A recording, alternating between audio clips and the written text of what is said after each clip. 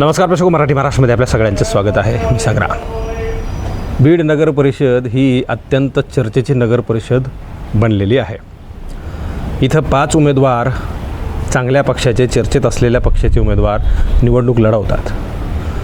ही निवडणूक जेव्हा आरक्षण जाहीर झालं तेव्हा असं वाटलं होतं की ही निवडणूक अत्यंत साध्या पद्धतीने होईल, कारण या निवडणुकीच्या अनुषंगानं नगराध्यक्षपदाच्या उमेदवार ह्या अनुसूचित जाती समूहाच्या महिलेसाठी राखीव आरक्षण सुटल्यामुळं ही निवडणूक साध्या पद्धतीने होईल असं वाटलं होतं.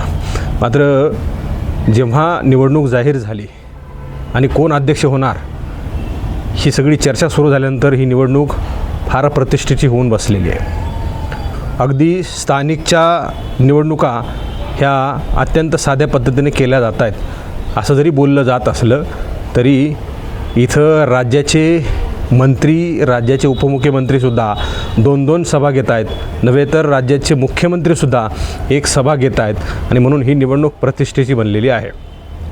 अनुसूचित जाती समूहाच्या महिलेसाठी ही जरी जागा सुटलेली असली तरी तिथं त्या उमेदवाराच्या नावाखाली किंवा मग तो उमेदवार आपला आणि आपल्या कानाखालचा असावा, त्याच्या माध्यमातून पुन्हा एकदा आपल्याला कसं सत्तेवर बसता येईल यासाठीचे प्रयत्न इथल्या राजकीय नेत्यांकडून केले जातात. इथल्या म्हणण्यापेक्षा राज्यातल्या राजकीय नेत्यांकडून केले जात आहेत. अजित पवारांची एक सभा काल झाली, पुन्हा दुसरी सभा अजित पवारांची उद्या येते. मागच्या 2 दिवसापूर्वी एक झाली आणि उद्या दुसरी सभा आहे. फडणवीससुद्धा 1 तारखेला बीडमध्ये येत आहेत. भारतीय जनता पार्टीला कधी नव्हे ते बीडमध्ये फार चांगले दिवस आलेत.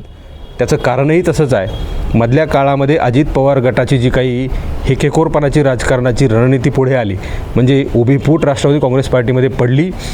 स्थानिकच्या नेतृत्वांमध्ये इतर तालुक्यामधला नेता पुढे येऊन इथं आम्हाला काहीतरी पाय पसरवायचेत असे प्रयत्न करायला लागल्यानंतर मात्र एकमेव असा विधानसभेला उमेदवार असलेला 2 नंबरची जवळजवळ 96-97 हजार मतं मिळवणारा उमेदवार नेता भारतीय जनता पार्टीमध्ये जातो. या सगळ्या गोष्टी घडण्याला काही पक्षी अंतर्गत कलहामुळे हे सगळं घडलं आहे हे स्पष्ट आहे. उमेदवारी जागा देण्यावरून हे सगळं जरी झालं असलं तरी अजित पवारांनी योगेश क्षीरसागरांवर आरोप लावले की सगळेच बी फॉर्म माझ्याकडे द्या, असं योगेश क्षीरसागर जेव्हा म्हणाले तेव्हा मी त्याला म्हणलो की हा पक्ष तुझ्या काही काकाचा आहे का? आणि हाच प्रश्न योगेश क्षीरसागरांना विचारल्यानंतर ते म्हटले की मी अशी कुठल्याही प्रकारची मागणी केली नाही. म्हणजे हे सगळं संभ्रमावस्थेमध्ये आहे. नेमकं खरं कोण धरायचं हा मूळ प्रश्न आहे. मात्र तो प्रश्नांची उत्तरं घेऊन जनतेला तरी काय करायचं आहे हाही प्रश्न आहे. आणि म्हणून सत्ता कोणाची येईल, कोणाचा पक्षाचा उमेदवार असेल हे सध्या पाहिलं जात आहे. भारतीय जनता पार्टीला योगेश क्षीरसागरांच्या माध्यमातून चांगला नेता या ठिकाणी मिळालेला आहे. कधी काळी एकापेक्षा जास्त त्यांना नगरसेवक मिळवता आलेला नव्हता. आज मात्र नगराध्यक्ष पदाचा उमेदवार त्यांचा रेसमध्ये आहे. दोघांमध्ये फाईट आहे. इथे वंचित बहुजन आघाडी आहे, MIM आहे, इकडं शरद पवार गट आहे, राष्ट्रवादी अजित पवार गट आहे, भारतीय जनता पार्टी, असे 5 मिळून उमेदवार आहेत. या 5ही उमेदवारांमध्ये इतकी निवडणूक प्रतिष्ठेची बनली, प्रतिष्ठापणाला लागली की दोघांमध्ये फाईट आहे. राष्ट्रवादी काँग्रेस पार्टी शरद पवार गटाचे तुतारीचे उमेदवार आहेत स्मिता विष्णू वाघमारे आणि ज्योती घुंबरे ह्या भारतीय जनता पार्टीचे उमेदवार आहेत. या दोघांमध्ये सध्या फाईट पाहायला मिळते. फाईट कशी आहे, उमेदवारांची बलाबल कसं आहे, कशी त्यांची शहरामध्ये कशी त्यांची प्रतिष्ठा आहे हे पुढच्या काही मिनिटांमध्ये आपण समजून घेणार आहोत. वंचित बहुजन आघाडीचा देखील उमेदवार या ठिकाणी जोगदंड नावाचा आहे आणि त्यांनी निवडणुकीसाठी उमेदवार रणांगणामध्ये उतरवला आहे. मध्यंतरीच्या काळामध्ये राष्ट्रवादी काँग्रेस पार्टी अजित पवार गटाकडून RPIचे नेते असलेले पप्पू कागदे हे प्रचंड ओळख असलेले नेते आणि त्यांना उमेदवारी दिली जाणार होती असं म्हटलं. मात्र ऐन वेळेला त्यांना डावलून तिथे शेख मुजीम यांच्यामुळे त्यांच्या सासूला उमेदवारी दिली.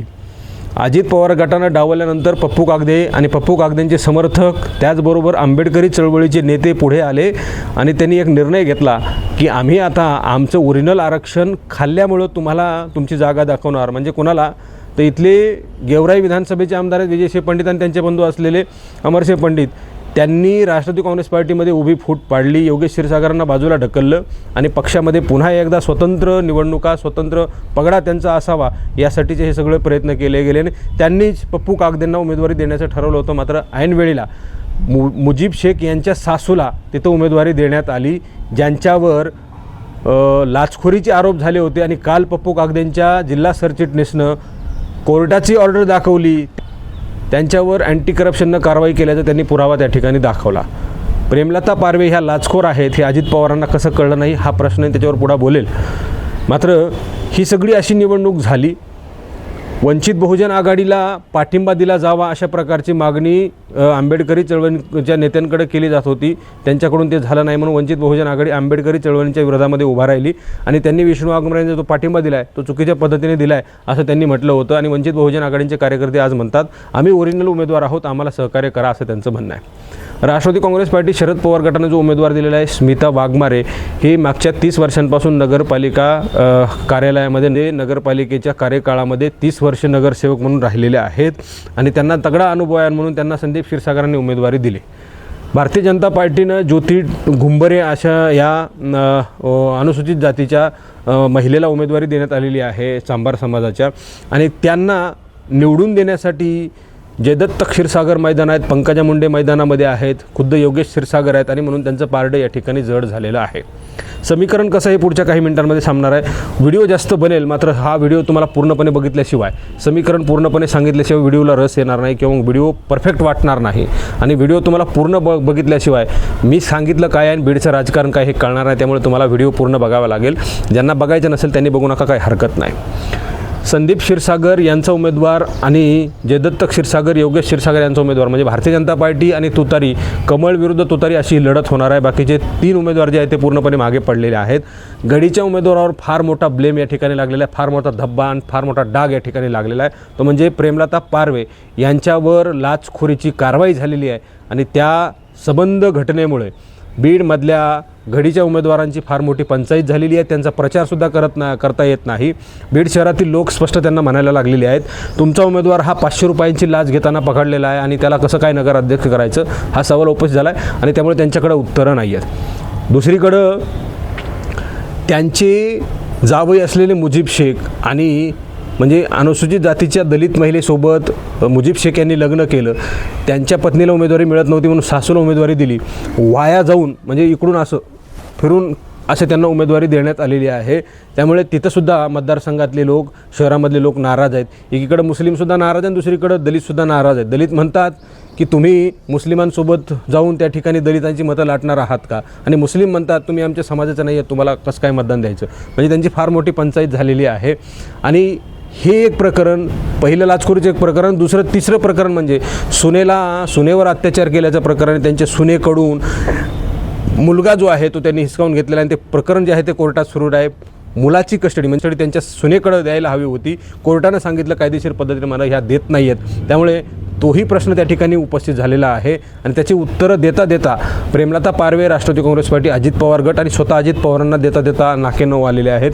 म्हणून हा उमेदवार 3ऱ्या नंबरवरून थेट 4थ्या नंबरला गेलेला आहे. MIMचा उमेदवारची काय स्थिती आहे ते सांगतो की काल जलील आल्यानंतर इतकी क्रेज MIMची वाढली की मुस्लिमांची सगळी मतं तिकडं जाण्याच्या मार्गावर आहेत आणि म्हणून MIMचा उमेदवार 3ऱ्या नंबरवर राहण्याची दाट शक्यता आहे. 4थ्या नंबरला घडी गेली आणि 5व्या नंबरला तिकडं वंचित बहुजन आघाडी गेलेली आहे. वंचित बहुजन आघाडीच्या प्रकाश आंबेडकरांनी येणं गरजेचं होतं मात्र ते आलेले नाही. सुजात आंबेडकरांनी एक सभा दिली, एक रॅलीला ते उपस्थित होते अशी माहिती आहे. मात्र एकीकडं उपमुख्यमंत्री, मंत्री आणि मुख्यमंत्री इथं सभेला येत असताना मात्र प्रकाश आंबेडकर काय येत नाहीत हा सवाल उपस्थित झाला आणि त्यामुळे तो उमेदवार थेट 5व्या नंबरला गेलेला आहे. 2 उमेदवार हे कसे एकमेकांच्या समोर आलेले आहेत ते सुद्धा आता पुढच्या काही मिनिटांमध्ये सांगतो. भारतीय जनता पार्टीला इथं कुठंही माणूस नव्हता मात्र भारतीय जनता पार्टीकडं वोट बेस इथं फार मोठा आहे. 4 उमेदवारांमध्ये एकाच विचारधारांची वोट बँक आहे ती विभागली जाणार आहे. वंचित, राष्ट्रवादी काँग्रेस पार्टी शरद पवार, राष्ट्रवादी काँग्रेस पार्टी अजित पवार आणि MIM या 4 उमेदवारांमध्ये मुस्लिम, दलित आणि बहुजन वर्गातली लोक ही विभागली जाणार आहेत. त्याच्या उलट भारतीय जनता पार्टीचा इथला वोट बेस जो कट्टर हिंदू आहेत, RSSची लोकं आहेत, भारतीय जनता पार्टीला मानणारी लोकं आहेत.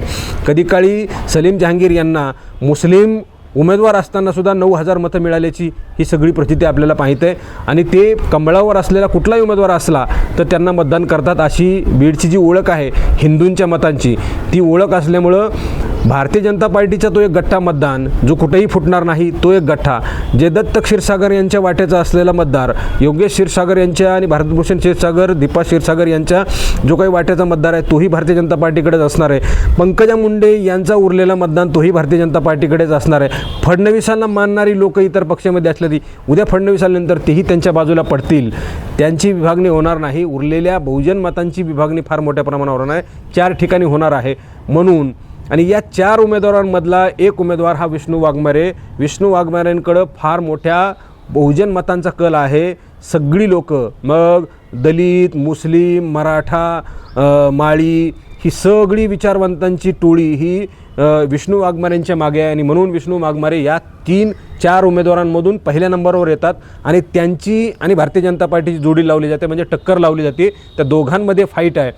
4 ठिकाणी विभागणी झाल्यानंतर एक गट्टा भारतीय जनता पार्टीचा वेगळा राहतो आणि तो सध्या त्यांना रेसमध्ये घेऊन येत आहे. कधीकाळी भारतीय जनता पार्टीचा एकही माणूस नव्हता. भारतभूषण क्षीरसागरांनी गोपीनाथ मुंडेंचं नाव सभागृहाला दिलं, मात्र तरीसुद्धा नगरसेवक नव्हता.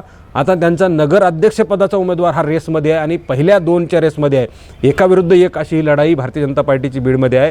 प्रतिष्ठेची निवडणूक होऊन बसलेली आहे. पंकजा मुंडे यांनी क्षीरसागरांचं वैर या निवडणुकीच्या काळामध्ये मिटवून घेतलेलं आहे. आमचे मतभेद होते, मनभेद नव्हते असं पंकजा मुंडेंनी काल म्हटलं. आणि जयदत्त क्षीरसागर, पंकजा मुंडे, योगेश क्षीरसागर, फडणवीस आणि भारतीय जनता पार्टीला मानलेला कट्टर हिंदू, गैरमुस्लिम, मुस्लिम विरुद्ध हिंदू अशा प्रकारची ही ओळख, वोट बेस हा भारतीय जनता पार्टीच्या मागे ताकदीनं उभा राहणार आहे आणि म्हणून ही निवडणूक प्रतिष्ठेची म्हणलेली आहे. तुतारी विरुद्ध ही कमळ ही निवडणूक असणार आहे आणि आता हिंदू विरुद्ध बहुजन अशी लढा जो आहे तो येणाऱ्या काळामध्ये आपल्याला पाहायला मिळणार आहे. आणि म्हणून ही सगळी परिस्थिती काय आहे ही मी तुम्हाला ह्या सगळ्या व्हिडिओमध्ये सांगितलेलं आहे. तुमचं मत नेमकं काय आहे, मी जे सांगितलं हे तुम्हाला पटतं का, अशी परिस्थिती बीडमध्ये आहे का, आणि किंवा मग तुमच्या मनामध्ये काही प्रश्न आहेत का, मी सांगितलेलं खरं आहे का, योग्य आहे का, या सगळ्या गोष्टीच्या पद्धतीने निवडणूक होऊ शकते का. दोघांमध्ये फाईट आहे. मी जी सांगितली फाईट तुतारी विरुद्ध कमळ यामध्येच फाईट आहे की तुम्हाला आणखी कुठला एखादा उमेदवार वरचढ वाटतो. बीड शहरामध्ये खाजगीत किंवा मग गुप्त पद्धतीने काही गोष्टी चाललेल्या आहेत का, ज्या आमच्या कमेंट बॉक्समध्ये तुम्हाला सांगता येतील त्या तुम्ही तिथं सांगितल्या पाहिजेत. मी जे परसेप्शन मांडलं, जी काही परिस्थिती मांडली ही योग्य तुम्हाला वाटते का, अशीच परिस्थिती बीडमध्ये आहे का, या सगळ्या गोष्टींबद्दल तुम्ही मराठी महाराष्ट्राच्या कमेंट बॉक्समध्ये तुमचं मत स्वच्छ शब्दांमध्ये निवडा. राजकारण विरहित किंवा मग राजकारण जरी असलं तर स्वच्छ शब्दांमध्ये या ठिकाणी कॉमेंट लिहा. कोणावर तरी जळोक्या वृत्तीनं काही या ठिकाणी लिहू नका, त्याचा काही फरक पडत नाही. आणि हा व्हिडिओ तुम्हाला आवडला असला तर जास्तीत जास्त शेअर करा. हा व्हिडिओ तुम्ही फेसबुकच्या प्लॅटफॉर्मवर पाहत असाल तर तिथंसुद्धा फेसबुकच्या पेजला लाईक करा, फॉलो करा, शेअर करा. मराठी महाराष्ट्राच्या यूट्यूब चॅनलवर तुम्ही नवीन असाल तर तिथंसुद्धा एका क्लिकच्या सबस्क्राईबच्या बटनावर क्लिक करा असं या ठिकाणी आवाहन करतो. आणि या व्हिडिओमध्ये इथंच थांबतो आहे. खूप खूप धन्यवाद.